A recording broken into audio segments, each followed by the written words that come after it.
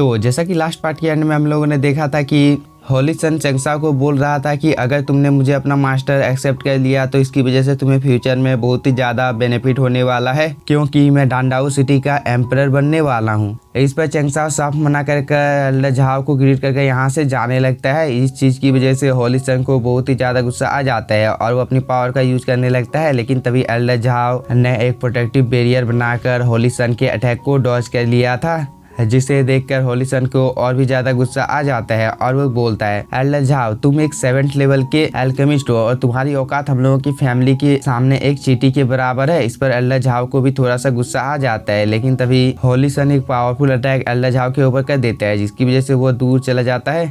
लेकिन तभी इस चीज को देखकर चंगसाओ भी फाइट में हिस्सा ले लेता है, जिसे देखकर होली सन अपनी पावर को एक्टिवेट करने लगता है। और अब आगे इस एपिसोड की शुरुआत में हम लोगों को दिखाया जाता है कि होली सन ने अपने एक बहुत ही ज़्यादा पावरफुल फॉर्मेशन को क्रिएट कर लिया होता है, जिसके अंदर से एक बहुत ही ज़्यादा पावरफुल स्वॉर्ड सीधे चंगसाओ के ऊपर अटैक करने के लिए आ रही थी। और साथ ही इस स्वॉर्ड से बहुत ही अमाउंट में थंडर की एनर्जी निकल रही होती है, जिसे देखने के बाद चंगसाओ बोलता है, ओल्ड एल्डर तुम क्या सोच रहे हो, क्या तुम्हें अपना वादा याद नहीं है। जिसे सुनकर ये ओल्ड एल्डर थोड़ा सा शॉक हो जाता है कि वो इस जगह पर क्या करेगा, क्योंकि उसके सामने वाला अपोनेंट बहुत ही ज़्यादा पावरफुल है। इसलिए कुछ देर तक वो यहाँ पर सोचने लगता है। इस चीज को दूर से होली सन भी देख रहा होता है, वो इन लोगों का मजाक उड़ाने लगता है। लेकिन तभी यह अटैक सीधे आकर चंगसाओ से टकरा जाता है, जिसकी वजह से यहाँ पर एक बहुत ही बड़ा ब्लास्ट होता है। लेकिन जब सब कुछ शांत होता है तब हम लोगों को दिखाया जाता है कि इस ओल्ड एल्डर ने तो इस अटैक को अपने एक हाथों से ही रोक लिया है और वो चंगसाओ को बताने लगता है कि मैं तुम्हारे साथ ट्रेवल करने के लिए तैयार हूँ। और वो यह बोलकर एक ही झटके में इस स्पिरिचुअल स्वॉर्ड को डिस्ट्रॉय कर देता है, जिसे देखकर होली सन की आंखें फटी की फटी रह जाती है, क्योंकि ये ब्लास्ट इतना ज्यादा पावरफुल होता है, जिसकी वजह से होली सन भी थोड़ी दूर जाकर गिरता है, जिसकी वजह से उसे बहुत ही ज्यादा गुस्सा आ रहा था, क्योंकि वो इस अटैक की वजह से थोड़ा सा इंजर्ड हो जाता है। इसलिए वो इस ओल्ड एल्डर को डांटते हुए बोलता है, क्या तुम्हें पता नहीं है कि मैं किस फैमिली से बिलोंग करता हूँ। और वो ये बोलकर चंगसाओ को मारने के लिए अपने 2 वॉरियर को भेज देता है, जो कि बहुत ही तेजी के साथ में जाकर ओल्ड एल्डर के ऊपर हमला कर देते हैं। लेकिन ओल्ड एल्डर ने टाइम रहते ही अपने आसपास में एक प्रोटेक्टिव बैरियर बना लिया था, जिसकी वजह से इन दोनों वॉरियर का अटैक इस ओल्ड एल्डर का कुछ भी नहीं बिगाड़ पाता है। लेकिन जब ओल्ड एल्डर अपनी एनर्जी को रिलीज करता है तब ये दोनों वॉरियर दूर जाकर गिरते हैं। इस चीज को देखकर होली सन ओल्ड एल्डर को बताने लगता है कि तुम्हें पता है कि हम लोगों की सिटी के रूल को ब्रेक करने पर किस तरह की सजा दी जाती है, इसलिए तुम्हारे लिए अच्छा यही होगा कि तुम मेरे रास्ते से हट जाओ। तब चंगसाओ होली किंग का मजाक उड़ाते हुए बोलता है, क्या तुमने कभी अपने लेवल को देखा है, तुम तो एक 7th लेवल के मेडिसिन किंग हो, जो कि इस सिटी का एम्परर बनने का सपना देख रहा है। और वो ये बोलकर बहुत ही बेरहमी के साथ में होली सन को मारने लगता है, जिसकी वजह से होली सन थोड़ा सा इंजर्ड हो जाता है। तभी चंगसाओ होली सन को अपने पास ले आता है और उसके गर्दन को पकड़ लेता है, जिसे देखकर ओल्ड एल्डर थोड़ा सा शॉक हो जाता है, क्योंकि उसे होली सन की फैमिली के बारे में पता था। तभी हम लोगों को एल्डर झाओ को दिखाया जाता है, जो कि थोड़ा सा परेशान हो जाता है, क्योंकि चंगसाओ ने होली सन की गर्दन को बहुत ही जोर से पकड़ा होता है, जिसकी वजह से उसकी मौत होने ही वाली थी।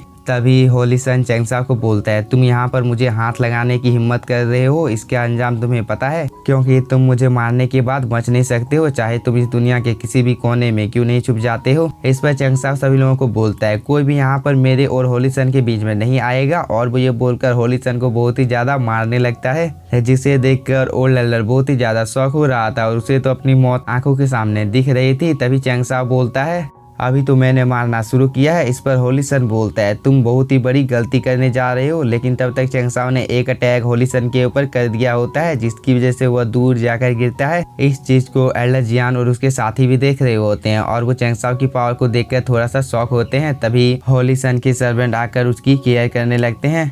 इस पर चंगसाओ बोलता है, क्या अब भी तुम मुझसे फाइट करना चाहते हो। होली सन बोलता है, अगर तुम्हारे अंदर हिम्मत है तो तुम इसी जगह पर रहना, क्योंकि मैं कुछ ही देर में यहाँ पर आने वाला हूँ। तब तक अगर तुमने अपनी माँ का दूध पिया है तो इसी जगह पर रहना। और वो ये बोलकर यहाँ से चला जाता है।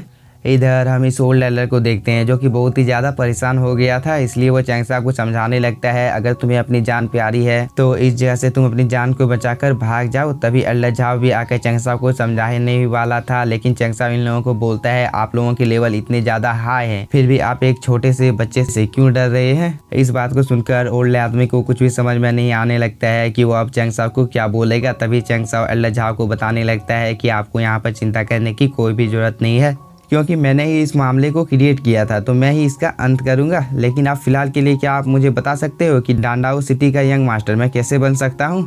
इस पर अल्लाह चंगसाओ को बताने लगता है कि अगर तुम्हारी उम्र 40 वर्ष से कम है और तुम एक 7th लेवल के एल्केमिस्ट हो तो तुम डांडाओ सिटी के होली सन बन सकते हो। लेकिन मैं तुम्हें और एक इम्पोर्टेंट बात बता देता हूँ कि इस सिटी में और 2 होली सन हैं जो कि मेरे चचेरे भाई के डिसाइपल हैं, जिनकी पावर बहुत ही ज्यादा है। इस बात को सुनकर चंगसाओ अपने मन में कुछ सोचने लगता है। तभी अल्लाह बोलता है, एक 4th सन भी था जो कि इस सिटी के बाहर मेरे ऊपर हमला करने के लिए आया था, लेकिन इस चीज की वजह से उसकी ही जान चली गई थी। इस बात को सुनकर चंगसाओ बोलता है, ये तो बहुत ही कम लेवल के बारे में तुम लोग बात कर रहे हो, क्योंकि 7th लेवल की मेडिसिन किंग को तो मैं चुटकियों में हरा सकता हूँ, जिसका नमूना तुम लोगों ने कुछ देर पहले देख लिया है। लेकिन फिर भी मैं अपने इंटरटेनमेंट के लिए बाकी होली सन के साथ में फाइट करना चाहता हूँ, क्योंकि मुझे पता है कि वो लोग कभी भी फाइट में मुझसे जीत नहीं सकते हैं। इसलिए जियोइन, क्या तुम मुझे रजिस्ट्रेशन के लिए डांडाओ सिटी के मेडिसिन किंग के घर ले जा सकती हो? तभी इस बात को सुनकर अल्लाह थोड़ा सा शॉक हो जाता है और वो चंगसाओ को पूछने लगता है, क्या आप भी एक मेडिसिन किंग हो? क्योंकि आपकी उम्र तो बहुत ही ज्यादा कम है और आपने इतने ज्यादा कम उम्र में आखिरकार मेडिसिन किंग के लेवल को कैसे अचीव किया है? क्योंकि अब आप डांडाओ सिटी के होली सन बनना चाहते हो तो आपके मामले में कोई भी टांग नहीं अड़ाएगा, क्योंकि आप एक मेडिसिन किंग हो। इस पर चंगसाओ बोलता है, अगर मैं एक मेडिसिन किंग हूँ तो कुछ देर पहले जो फाइट हुई थी क्या वो फाइट नहीं होती? इस पर अल्लाह बताने लगता है कि अगर आपने पहले ही बता दिया होता कि आप एक मेडिसिन किंग है तो इस जगह पर जितना कुछ भी हुआ था वो सब कुछ कभी भी नहीं होता। इसलिए आपको जितनी जल्दी हो सके डांडाओ सिटी के पैलेस में जाकर रजिस्ट्रेशन करवा लेना चाहिए। और चंगसाओ की मदद करने के लिए अल्लाह ने जियोइन को भी बोल दिया था। इस पर जियोइन भी हाँ बोलकर चंगसाओ को लेकर यहाँ से जाने लगती है।